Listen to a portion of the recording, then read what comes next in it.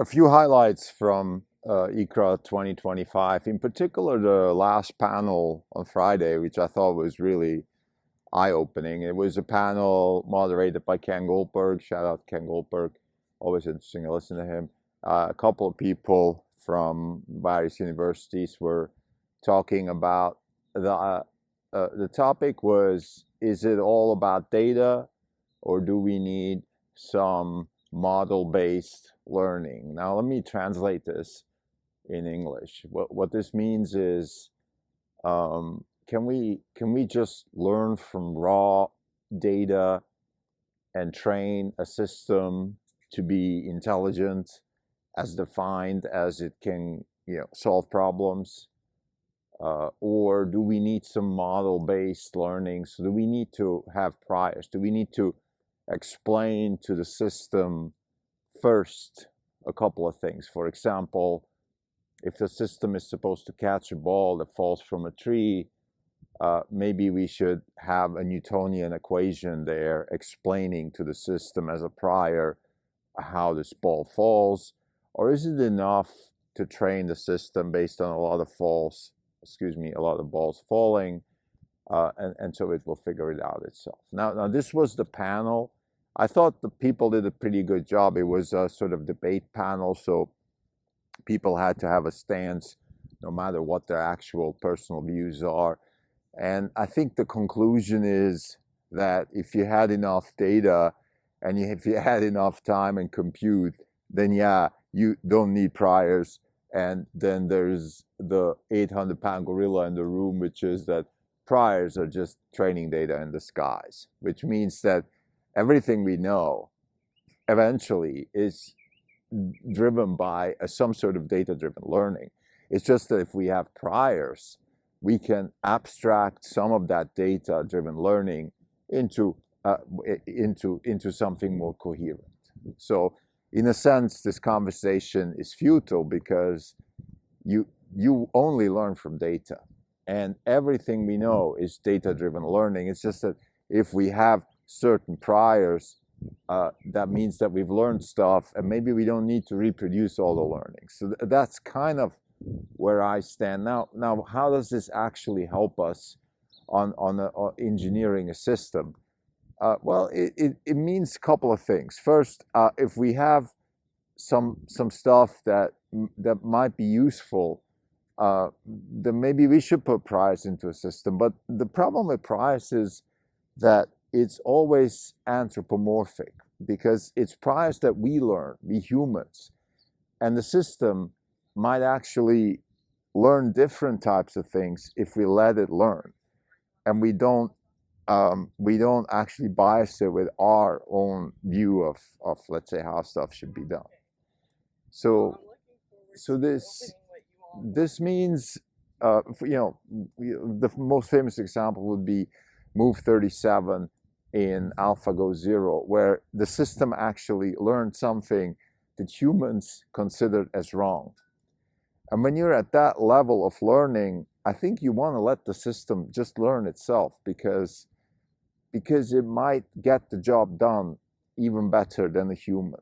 The same applies to other types of learnings that were evolved through self-play. I think self-play is the holy grail of robotics, in my opinion. And this wasn't discussed too much at ICRA.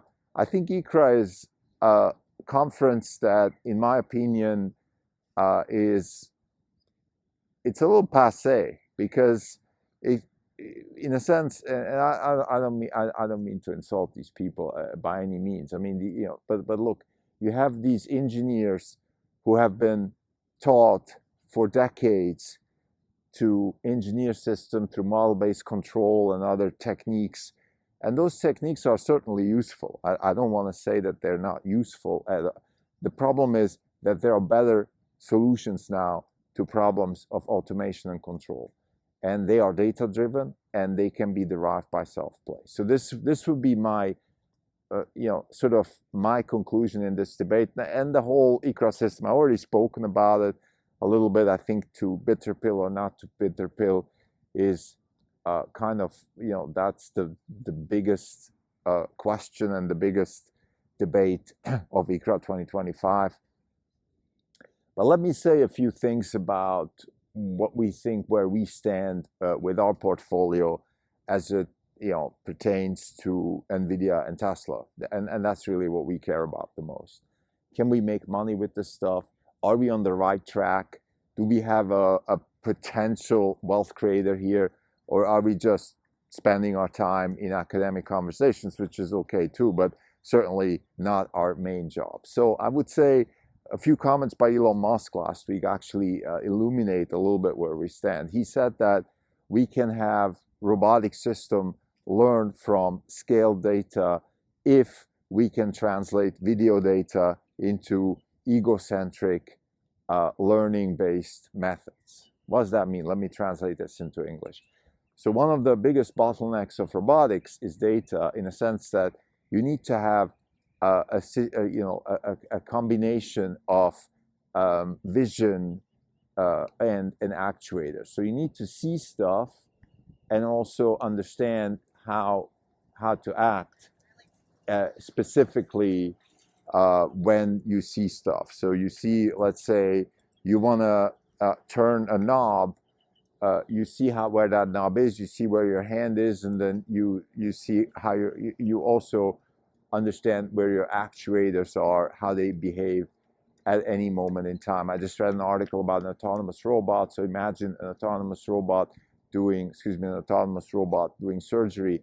So imagine this robot doing surgery, stitching a wound, and understanding exactly how the tissue is behaving at any moment in time, how the stitches are behaving, and also having information about its own actuators at any moment in time when it's doing the stitching.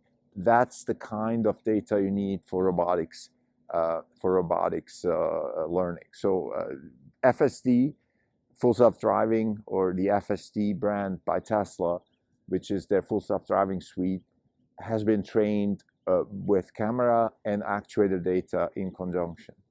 So millions and millions of miles have been driven.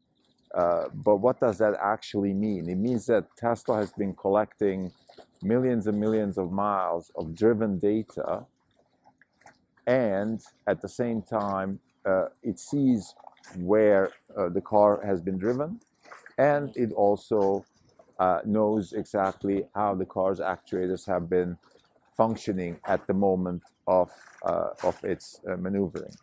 And with that, Tesla was able to train a massive amount of data and deliver FSD, which is certainly the best level 2 system, and if you will, also a level 5 system very soon.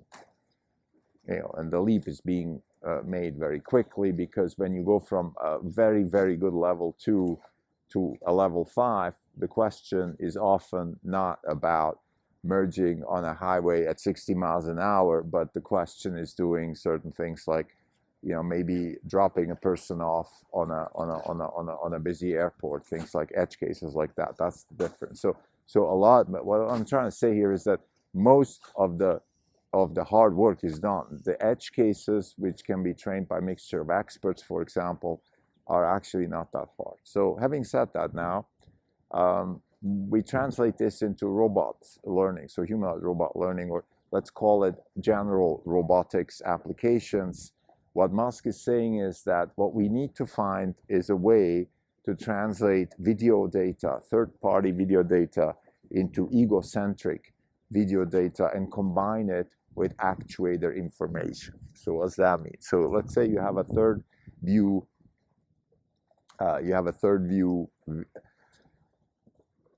video of how to make espresso with an espresso machine like this. So it's third view, so a person is doing all the work.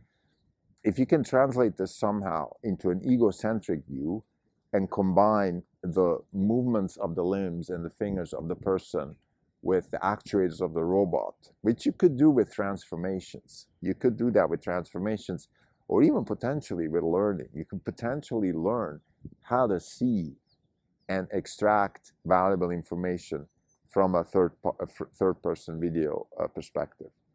I don't know the exact technical details of how this could be done, but that's what Musk mentioned. Now, this is so crucial because what you need is a way to scale up video data, and YouTube is one source. There are other sources. One would be the source that Tesla chose, which is you collect it yourself by crowdsourcing, and that's what people like Sergey Levin and Physical Intelligence are trying to do. Crowdsource is just go out to other academic institutions and basically ask people all over the world, hey, give us your data, and that's certainly that's a pretty good approach. I do think that the Tesla approach is more promising if it works. Now, they have done something similar with the Chinese FSD, which gives me hope and somewhat also confidence that they could do it, because they've trained the Chinese version of FSD on data, on third person vision data, not on first person vision data, not on proprietary data. The reason they've done that is because they weren't allowed to train on their own data in China, and that's a long story, but they've done it. So it gives me confidence that they might have found a way to translate third-person video data into first-person video data. And if that's done, you could easily translate this into, not easily, but you might be able to translate this for any kind of robot data and then learn from scale. And if that's possible, then all bets are off. So this is kind of where we stand. And then once we have a fully data-driven learning mechanism, and then we also have the reinforcement learning concept there, which is another very important part, right? When you have reinforcement learning, that means that you are enabling a system to self-play. Reinforcement learning is the programming language of robotics. I've said that many times, and I stand by that.